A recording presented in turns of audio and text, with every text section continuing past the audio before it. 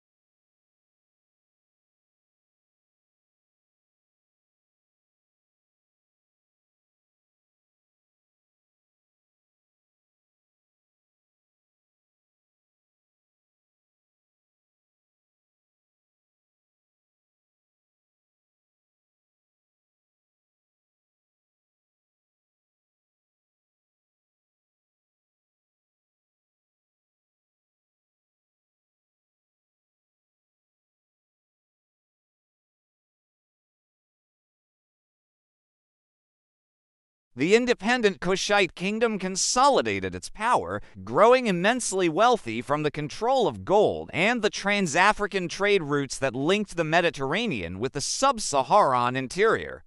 The kings of Nabatakashata, Pi, and Taharka saw themselves not as peripheral rulers, but as the true, legitimate inheritors and preservers of the authentic Egyptian religious and cultural tradition, a tradition they saw as having been corrupted and splintered in the northern Nile Valley. By the mid-8th century BC, Egypt itself was fractured, governed by a series of weak, squabbling regional dynasts, a perfect example of the political fragmentation that often precedes conquest. The Kushite kings, viewing themselves as the only faithful custodians of the cult of Amun, felt a sacred duty to intervene. The moment had arrived for the student to become the master.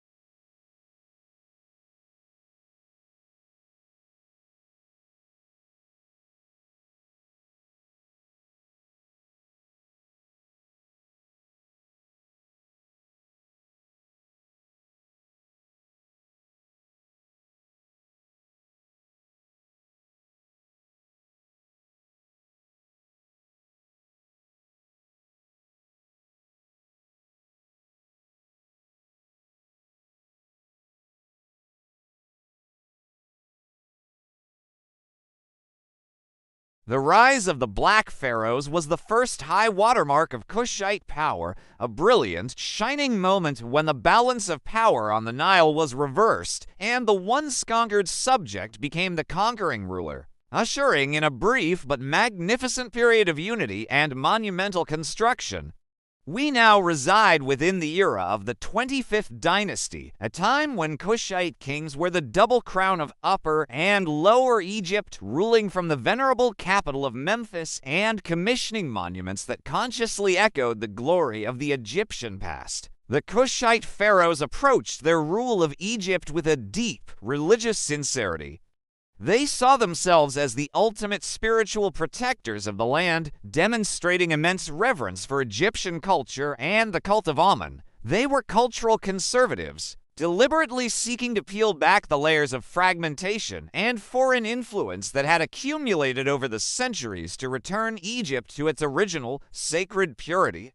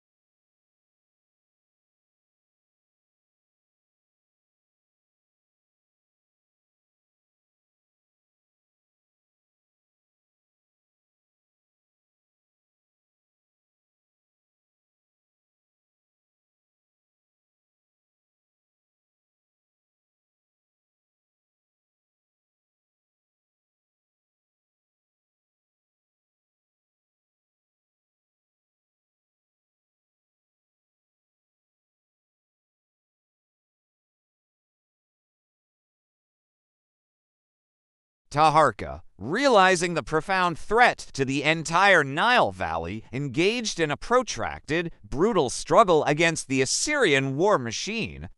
The conflict was not a single battle, but a series of devastating, hard-fought campaigns that stretched over decades. The Kushites fought alongside their Levantan allies, the kings of Tyre, Judah, and other small states to hold the line against the encroaching Assyrian dominance. However, the massive, highly professional Assyrian army, equipped with superior iron weaponry and siege technology, proved ultimately irresistible.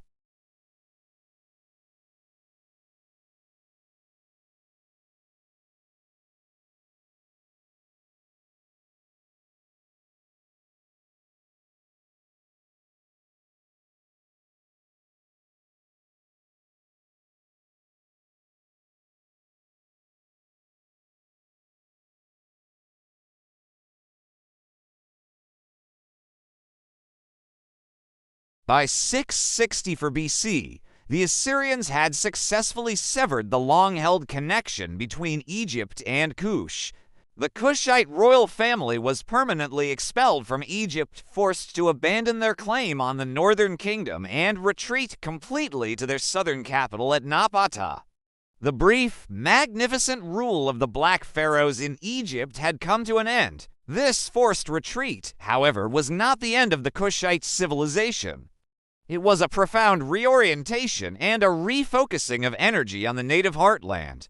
The kings of Kush continued to rule their domain from Napata for several more centuries, maintaining the Egyptian religious and royal traditions they had so fiercely preserved. They maintained their use of Egyptian hieroglyphs in royal inscriptions, built tombs and pyramids in the Egyptian style at Nuri and Kuru, and still claimed the titles of pharaoh. But with their political ties to Egypt severed, their culture began a subtle, yet profound, divergence, a process of Africanization that would lead to the unique civilization of Meru. The true, defining moment of transition from the Napatan phase to the glorious Meroitic phase circa 300 BC to 350 AD came with the gradual, strategic shift of the political and economic capital further south to the city of Meru. Meru, located in a rich, broad plain between the 5th and 6th cataracts, was the perfect location for the new heart of the empire. Trade. It was situated perfectly to control the trade routes running east-west across the Sudanic belt, routes that were entirely independent of the Nile Valley politics. Resources. Unlike Napata, which was surrounded by sterile desert, Meru was located in a region rich in wood and iron ore deposits, allowing for the independent development of a massive iron smelting industry. Agriculture. The surrounding land received sufficient seasonal rainfall to support not only extensive grain cultivation, but also cattle herding, allowing the kingdom to sustain a large, stable population. The move to Meru was not a sudden migration, but a long, conscious, strategic process that took centuries, driven by these geographical and economic realities.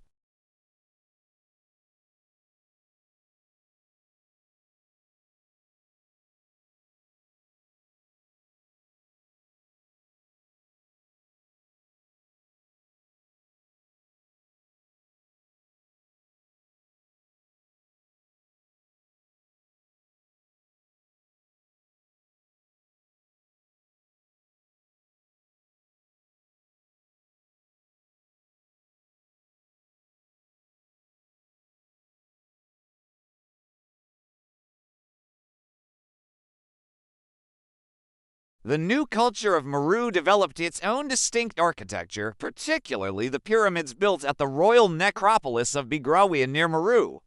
Unlike the gigantic, massive Egyptian pyramids, the Meroitic pyramids were much smaller, with steep sides, narrow bases, and often capped with a distinctive flat top and a stylized capstone.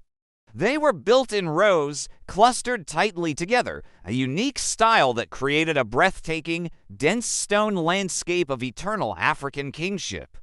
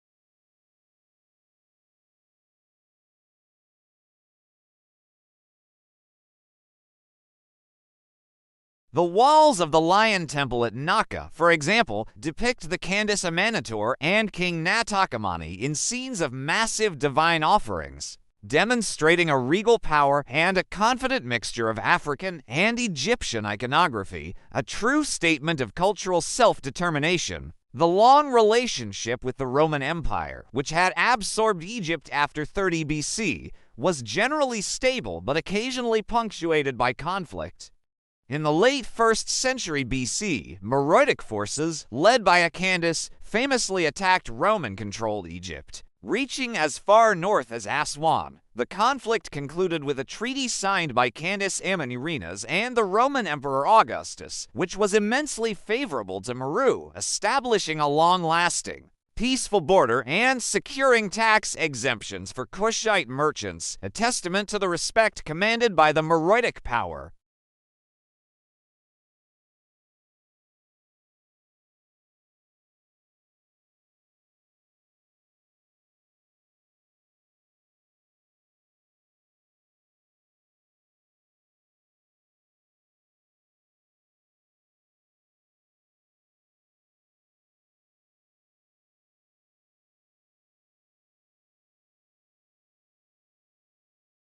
Environmental strain. Centuries of intense iron smelting led to the devastating deforestation of the immediate area around Meru, forcing the kingdom to spend increasing resources to transport wood and fuel from distant, dwindling forests, drastically increasing the cost of their primary industry.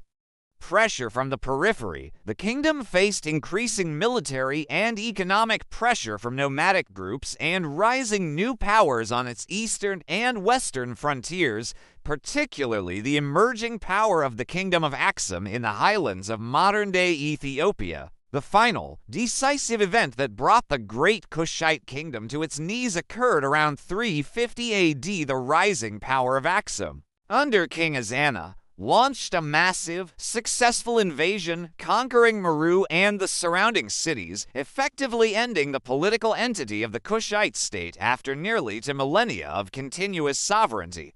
Ezana's own inscriptions, written in Greek and Ge'ez, proudly proclaim the conquest of the Nubian capital, marking the final shift of power in the region.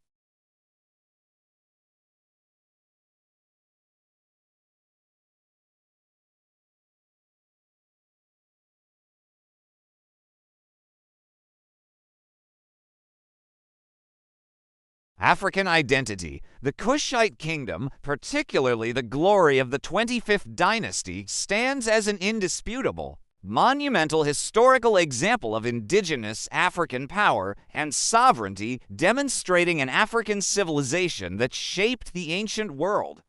The history of Kush is a history of persistence, of cultural synthesis, and of the enduring majesty of a great African civilization that proudly stood as an equal to any other power in the ancient world.